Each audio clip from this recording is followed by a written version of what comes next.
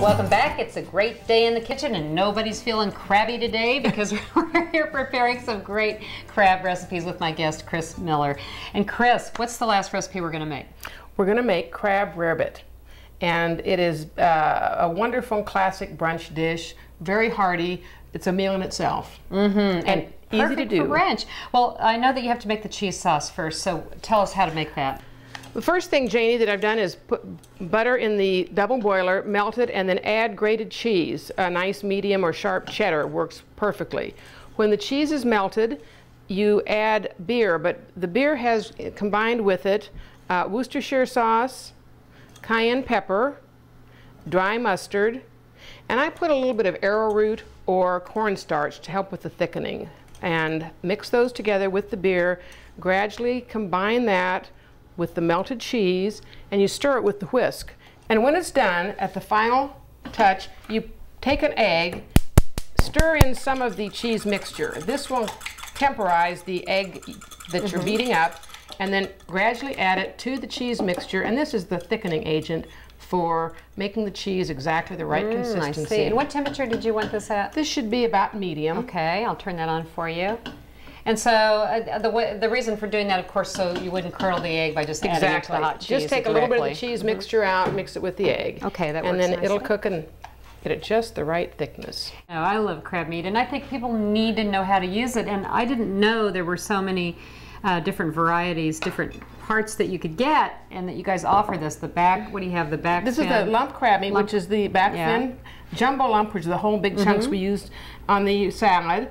White, we have not put it in a recipe. It can be used for virtually anything. Dips, spreads, etc. The claw grade is wonderful for dishes like this, which have a little bit of zing to them, or for things like gumbo.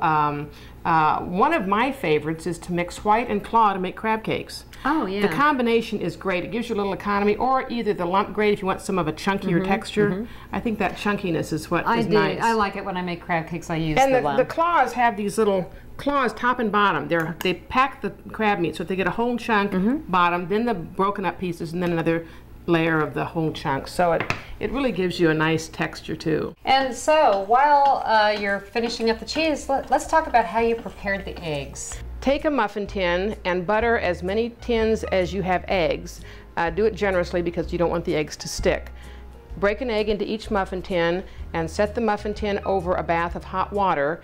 Put it in the oven at 350 degrees, 10 to 12 minutes.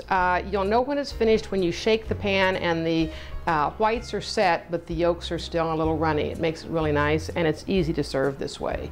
Well, Chris had me toast the English muffins, so I split them, toasted them, and now we're ready to serve it. We put a little butter on the muffins too. So how about those eggs? The eggs are done. Take them out of the muffin tins just with a serving knife, dinner knife. Wow, they come right out. Be sure to put the butter in the bottom. Yeah, don't forget the butter. Yeah, that's an important part. Then each muffin gets an egg on top. The next thing we do is ladle a little of the rarebit sauce over the top. And it's medium thick, but not real thick. It tends to be a little bit. Okay. I'll make one here along with you. And then the crab. Is that what goes next? That's exactly right. Usually put a couple of the big lumps right on top. They really are showy and beautiful to make a excellent presentation. Yes, yes. Looks great. So a couple of lumps on top. Oh, this is great. This is a great brunch meal. It is fabulous. Oh. It does get rave reviews too. I'll tell you.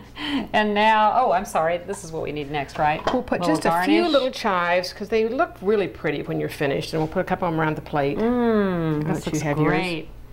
And oh, let's talk about the astronauts. Okay. A very exciting thing happened about 2 months ago. We got a call from NASA. And the person on the other end of the line was asking some very detailed questions about how the cans are coated. And he said, it's going to the space station. And I, first of all, didn't believe him. And then we found out that one of the astronauts had asked for 28 cans of the jumbo lump, which is this item, to be sent in his bonus food pack. 28 cans, he must be planning on staying a while. 180 days. Oh. The astronaut will be there for 6 months. He's there right now. Wow. I don't know if he's sharing any of his crab meat, but we hope he is. I'm sure he won't be making crab rarebit. But So you do need to find out what he did bake. I'll find out and see what we can find for a recipe that we could use on Earth here. Oh, that's great. These look great. I can't wait to taste them.